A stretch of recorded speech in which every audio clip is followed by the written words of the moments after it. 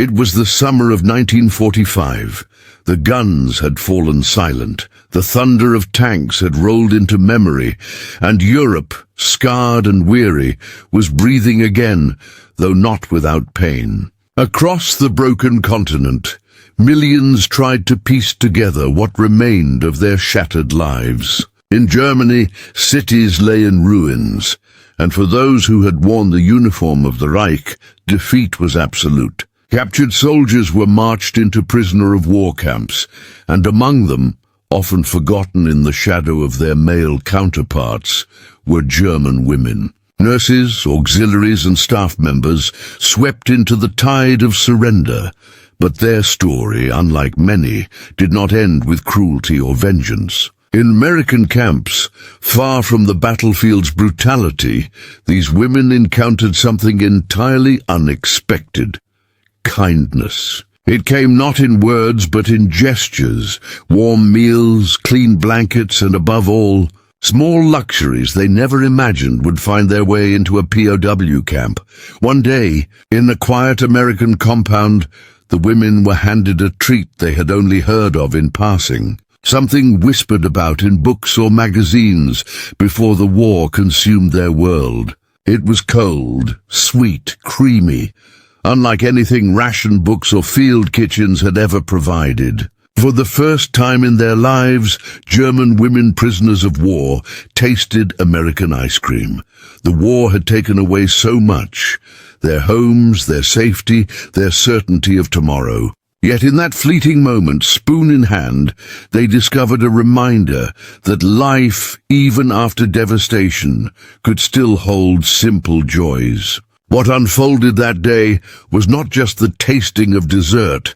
It was the tasting of peace, of humanity, of something entirely new. The first reaction was disbelief. It was the summer of 1945, and for the German women who now found themselves inside the boundaries of an American prisoner-of-war camp, life had become a strange blur of unfamiliar routines. Gone were the endless alarms of air raids, the echo of crumbling walls, and the constant hunger that gnawed at them in Germany's final months of collapse. Yet captivity brought its own kind of tension, a gnawing uncertainty that lingered in the silence of each passing day. They had no control over their fate, no clear sense of what tomorrow might bring. What they did know was this: they were the defeated, the prisoners of a war that had swallowed their nation whole. For most of them, they expected harshness, suspicion, and perhaps cruelty. After all, they had been the enemy. And yet, here they sat, on wooden benches under the late afternoon sun, waiting for a meal unlike any they had known before. It began as a murmur, a ripple moving through the rows of women, as American guards carried out trays, not of soup, not of bread, but of small metal bowls filled with something pale, glistening and slowly softening under the warmth of the day. At first, the women leaned forward, squinting to see more clearly, whispering to one another. Could it be porridge? Some sort of mashed potato? No, this was something entirely different. It shimmered faintly, already pooling at the edges as the heat kissed its surface. When the guards finally set the bowls down on the long tables, the prisoners stared in silence. They could smell nothing savory.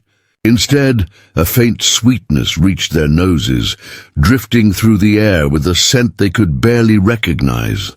It was sugary, like the memory of a bakery before the shortages, before ration books had stripped life of its pleasures. The women hesitated.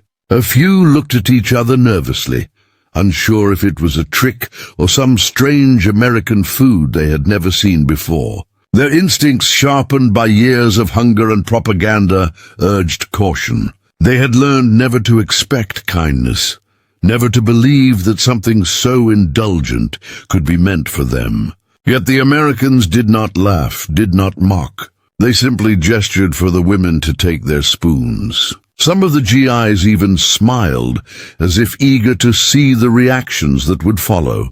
With trembling hands, the women lifted their spoons, the metal clinking faintly against the bowls. The substance inside was firm but soft, scooped easily under pressure. And then, almost in unison, they brought it to their mouths. The first contact was shock. It was cold, colder than anything they had ever expected to taste. The chill startled them, making some gasp. Others widened their eyes as though their bodies could not quite believe what they were experiencing. The cold gave way quickly to sweetness, a richness of cream and sugar that seemed impossible in the austere reality of war-torn Europe. Vanilla, smooth and lingering, spread across their tongues like sunlight piercing through heavy clouds. For a heartbeat, the world around them seemed to vanish. The fences, the guards, the looming weight of defeat, all dissolved in the face of this alien miracle. They had known bread so hard it cracked teeth, soup so thin it tasted of nothing, potatoes that were boiled into mush without salt. But this was a flavor that belonged not to survival, but to joy. Some of the women put their hands to their mouths, as if to keep the sweetness inside, unwilling to let it vanish too quickly. Others laughed in disbelief, shaking their heads as though the very idea of such a food existing in a prisoner camp was absurd. The amazement spread like a current. Murmurs of astonishment turned into soft exclamations. One young woman, no older than 20, whispered to her companion, "Es ist wie Schnee." "Aber süß." "It's like snow, but sweet." Another closed her eyes, savoring each bite as though she were afraid it would disappear if she looked at it too closely. For those who had endured endless nights of bombing raids, clutching rosaries, or photographs of family, this moment was nothing short of surreal. They had imagined many things in captivity: hard labor, hunger, perhaps punishment. But never this, never the luxury of ice cream. It was almost too much to comprehend. In their minds, America was the enemy, the force that had destroyed their homeland, the one who had bombed their cities into rubble. Yet here, those same Americans were giving them something precious, something even many of them had never tasted before the war. The irony was staggering, almost cruel in its gentleness. And yet, in that moment, none of the women could summon hatred. The sweetness was too powerful, too disarming. It reminded them that the world could still hold beauty, even for the defeated. Some tried to make sense of it, whispering theories. Perhaps the Americans had too much and were simply disposing of surplus. Perhaps it was a way to show superiority, to demonstrate the abundance of their nation compared to Germany's starvation. But deep inside, most knew it was something more. It was a gesture, a deliberate act to show them that war did not erase humanity, that even prisoners could be treated with dignity. For women who had expected the worst, this taste of ice cream was an unthinkable symbol of mercy. The disbelief lingered even as the bowls emptied. Some prisoners held their spoons still, staring down at the last traces of melting cream, as if unwilling to accept that it was over. Others scraped the edges carefully, savoring every final drop. A few even wept quietly, overwhelmed not just by the taste, but by the emotions it stirred within them. The coldness on their tongues had melted something within their hearts, a mixture of shame, gratitude, and longing. For once they were not just prisoners. They were human beings, sharing a universal experience of wonder, and the Americans watched. Some of the guards exchanged knowing glances, smiling softly at the sight. For them, ice cream was ordinary, almost trivial, a treat they had grown up with, a staple of summers back home. Yet as they watched their former enemies react with such astonishment, they too realized the power of what was unfolding. It was not just dessert being served that day. It was proof that kindness could exist even between those who had been torn apart by war. What lingered in the women's minds was not just the sweetness, not just the cold shock of the first spoonful. It was the realization that the world could be bigger, more generous, and more forgiving than they had believed. Defeat had stripped them of pride, of certainty, of a future. But the ice cream gave them something unexpected, a memory of joy in a place where joy should not have existed. And that disbelief, the shock of tasting peace in the form of sweetness, would stay with them long after the war was only a shadow in their past. For many, the flavor unlocked forgotten memories. It was not simply sugar, cream, and vanilla sliding across their tongues. It was something far deeper, a door suddenly flung open inside their minds. Years of fear, of hunger, of bitterness had locked away their pasts behind heavy walls. Yet this single taste, cold and sweet, pierced through that darkness like sunlight through a broken roof. As the German women prisoners sat there, spoons trembling between their fingers, they felt themselves pulled backward in time to a world before rubble, before uniforms, before loss. For some, it was their first memory of sitting by a riverbank as children, biting into ripe apples that dripped juice onto their dresses. For others, it was summer festivals in town squares, where music played and vendors sold candies wrapped in paper. It was laughter. It was innocence. It was a time they believed they would never feel again. One woman, her hair tucked hastily beneath a kerchief, stared into her bowl as though she were staring into a mirror of the past. As the ice cream melted on her tongue, she could almost hear the sound of her mother's voice calling her home on a long summer evening. The smell of fresh bread wafting from the window. The war had taken her mother, her home, and the comfort of such evenings. Yet here, behind barbed wire and guarded gates, those fragments of memory rushed back unbidden, powerful and vivid. She closed her eyes, clutching the spoon as if afraid to lose the vision. When she opened them again, tears glistened on her cheeks. Though she tried to hide them quickly from those around her, another woman, older, hardened by years of scarcity and the shame of seeing her nation crumble, let out a soft laugh as the sweetness lingered. For her, the taste conjured the memory of her first visit to a cafe in her youth, where glass cups of sundaes had been displayed like precious jewels behind the counter. She had not been able to afford one back then. Ice cream had been for the wealthy, for the fashionable people of Berlin and Munich, not for girls from small towns. And now, when she was stripped of status, liberty, and even the clothes of her choosing, she had finally tasted what she had once only dreamed of. The irony of it filled her with a bitter kind of joy. She laughed not at humor but at fate itself, at the strange, cruel generosity of the world. Some of the younger women whispered among themselves, their eyes bright with astonishment. A few admitted they had never even seen ice cream before. Pre-war Germany had been a place of scarcity for many, even before bombs fell. Their lives had been built on simplicity, not indulgence. Now with every spoonful, they realized they were tasting not just food, but a glimpse into the abundance of a world they had never known. And though it was fleeting, it made them wonder what else might exist beyond the borders of their understanding. What other marvels did the world hold, tucked away in countries they had been told were enemies? There was a strange unity in the moment.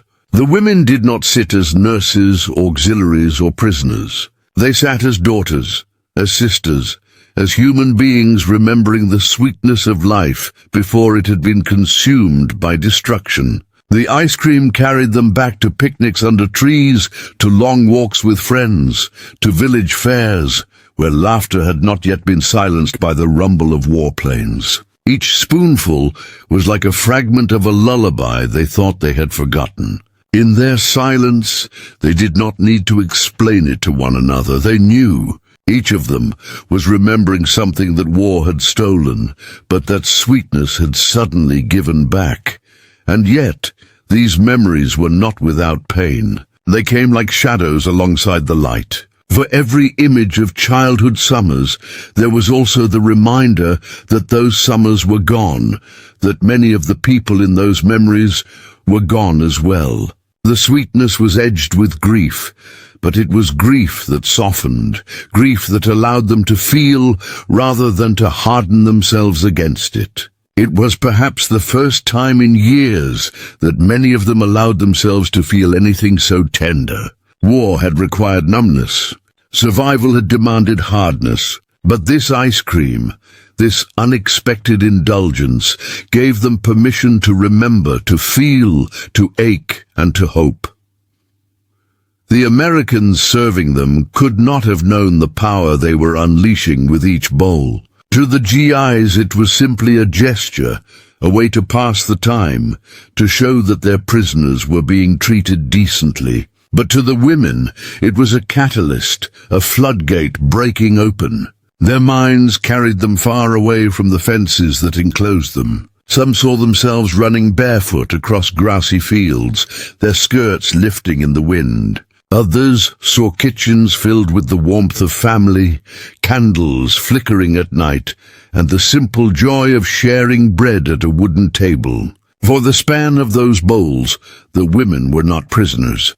They were free, free within themselves, within their memories.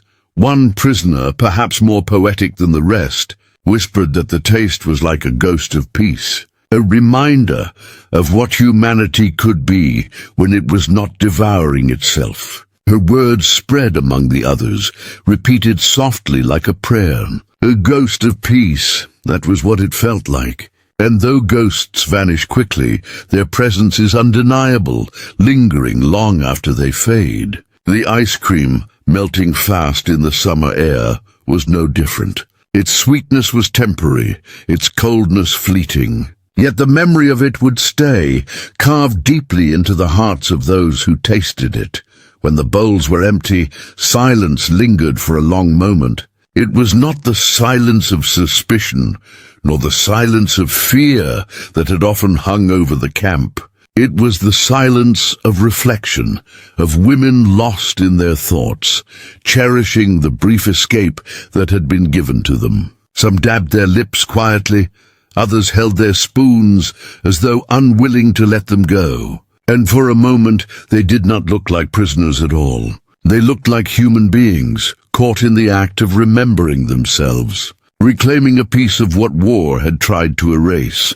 When night fell and they lay on their bunks, many of them replayed the taste in their minds. They closed their eyes and let it carry them back to times when they were children, when the future had seemed wide and unbroken. They clutched at the memory of sweetness as though it were a talisman, something to hold on to in the uncertainty that still lay ahead. Because, for the first time in years, they had been reminded of life's gentleness. And that reminder, delivered in the form of ice cream, was enough to stir something stronger than fear. It stirred hope, fragile yet real, blooming in the hearts of women who had once believed that nothing soft would ever return to them again. The Americans, for their part, understood the moment more than they would ever put into words. To the German women, it seemed almost unfathomable that their captors could offer them kindness. But to the young GIs standing there with trays in their hands, the act carried a weight beyond the bowls of ice cream they were serving. They were thousands of miles from home, in a land scarred by destruction, surrounded by ruins and the defeated enemy. Yet ice cream had followed them even here, across oceans and battlefronts. For them, it was not just a food, it was a piece of home, a fragment of the world they had left behind. To share it, even with those who had once stood against them, was to bridge a chasm carved by years of bloodshed.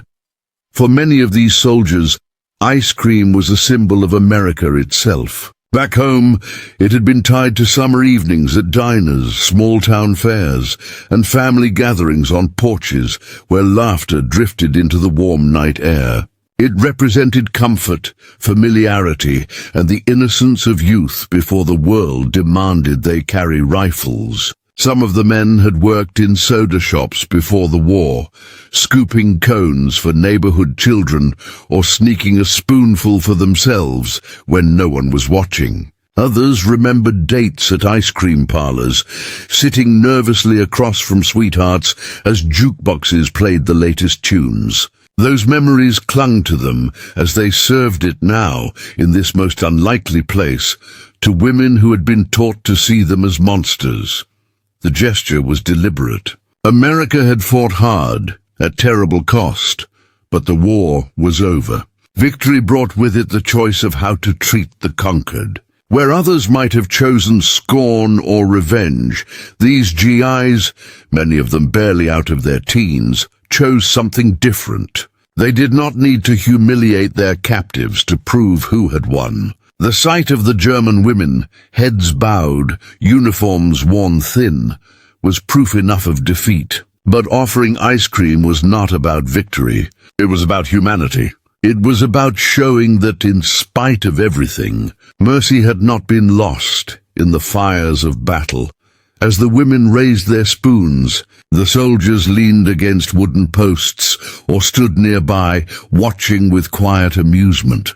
They had expected surprise, perhaps even hesitation, but what they witnessed went far beyond. The disbelief, the widening eyes, the stunned silence, it touched them in a way they had not anticipated. For a moment they were not guards and prisoners, but young men and young women sharing in the simplest of human experiences, the joy of tasting something sweet. Some soldiers chuckled softly, exchanging glances with one another. One muttered under his breath, almost to himself, "Guess they never had this before."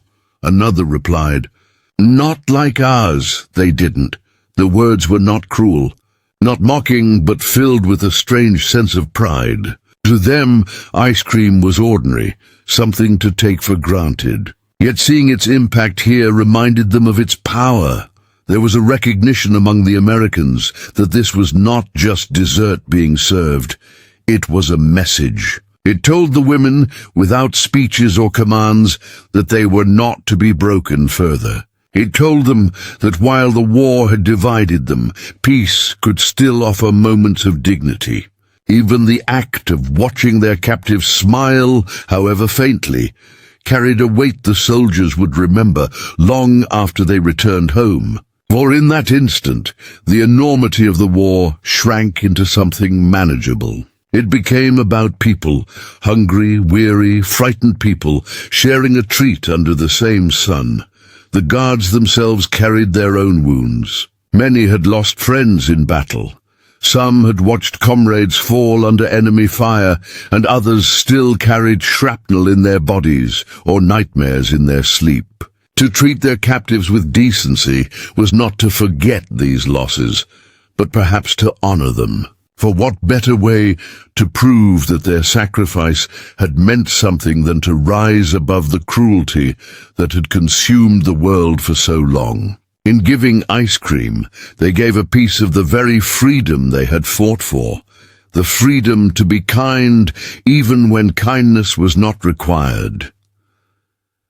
Some of the prisoners dared to meet the soldiers' eyes as they ate. And in those fleeting moments of contact, an unspoken understanding passed between them. The women, tasting something so foreign yet so tender, realized that these men were not faceless enemies. They were human beings, carrying the weight of their own stories. And the men, in turn, realized that these women were not symbols of an enemy regime, not villains in propaganda posters, but individuals caught in the machinery of war just as they themselves had been. The ice cream became the bridge. Not every soldier lingered on the significance. Some carried out their duties casually, delivering bowls before heading off to their own tasks. But even they could not entirely ignore the unusual quiet that followed. It was not the tense silence of watchfulness or fear, but the silence of awe. It was as if the camp itself had changed in atmosphere, softened by something as simple as dessert. The barbed wire still stood tall, the guards still carried rifles, and the women remained prisoners, But for the span of that afternoon, the dynamic shifted. In years to come, many of those who had been there would remember it. The women would recall it as the day they tasted ice cream for the first time, but the soldiers too would tell stories of that moment. For some, it became an anecdote shared with families back home, how their captives were stunned by something so small, so ordinary. But for others, it became something more profound. It was the moment they realized that peace was not just treaties or signatures. It was in acts like this, acts that reminded both sides of their common humanity. The Americans may not have spoken of it in grand terms, but in their hearts they knew. Serving ice cream in a prisoner camp was an act of quiet defiance against the hatred and bitterness that war tried to leave behind. It was proof that mercy could exist even among barbed wire and watchtowers. And though they did not write it down in reports or mention it in official records, the look on the women's faces as they tasted that cold sweetness said more than words ever could. That day, the memory of war momentarily dissolved. The air, heavy with the routine of confinement, seemed lighter for a few brief hours. The women sat with their empty bowls, spoons resting in their hands, as though reluctant to let go of what had just happened.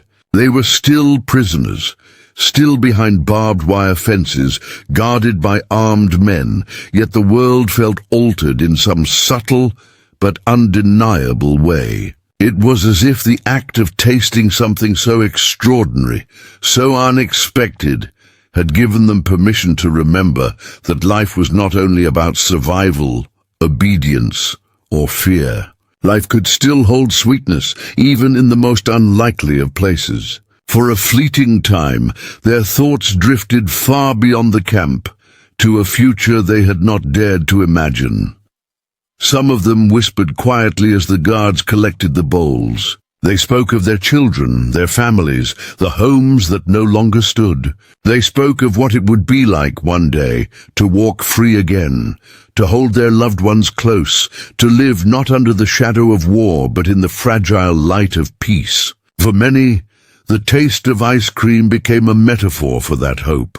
Cold at first, shocking in its intensity, but slowly melting into something soft and comforting. It was the kind of memory that clung to the soul, the kind that reminded them that humanity had not been entirely consumed by destruction.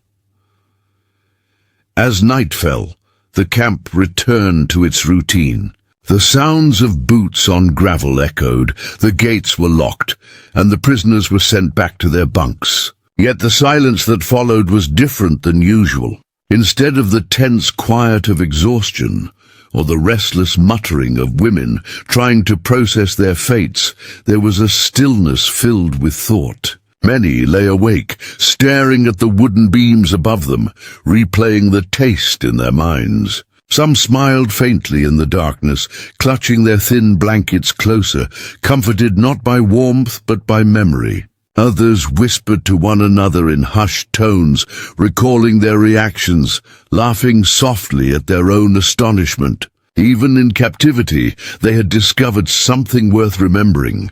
For those who survived the war and returned to their homes, if they had homes to return to, that day would remain etched into their memories. It was not simply the day they tasted ice cream for the first time. It was the day they realized that their captors could treat them not with cruelty, but with humanity. In a world where vengeance could have been justified, kindness had been chosen instead. That realization carried them through the uncertainties that followed. When food was scarce, when rebuilding seemed impossible, when despair threatened to suffocate, they held on to that small but powerful reminder that mercy existed, and that even in the darkest chapter of their lives, someone had shown them a glimpse of light. For the younger women, the memory took on an almost mythical quality as years passed. They told their children about it in hushed voices, describing the strangeness of the moment, the way the ice cream had melted on their tongues, the way they had felt suspended between worlds. To the children, it sounded almost like a fairy tale. Prisoners behind wire, given a gift of sweetness by the very men they had been told were enemies. But for the women who lived it, the reality was far more poignant. It was not a fairy tale, but a reminder that even amid devastation, peace was possible. And for some, the memory was a lesson in humility. The war had filled their lives with propaganda, teaching them to view the Americans as cruel, inhuman, unworthy. But that day shattered such illusions. When the enemy gave them kindness, it forced them to confront uncomfortable truths about what they had believed and what they had lost in believing it. Ice cream, something so simple, became the teacher of a profound lesson that humanity could not be confined by nationality, uniform, or language. As the years wore on, the story of that day did not fade. It remained vivid in the minds of those who experienced it, becoming a touchstone of resilience. Some women, decades later when they were grandmothers, sitting in quiet kitchens, would recall it as clearly as if it had just happened. They would close their eyes and remember the surprise, the laughter, the tears. They would remember the sun glinting off the barbed wire, the sound of spoons scraping metal bowls, the faint smile of an American soldier as he handed over a tray. And they would remember the taste, cold, sweet, pure, the taste of something that told them the war was truly over. The ice cream was never about the dessert itself. It was about what it represented, a pause in suffering, a reminder of humanity, a bridge between enemies. The war had stripped these women of so much: dignity, freedom, hope.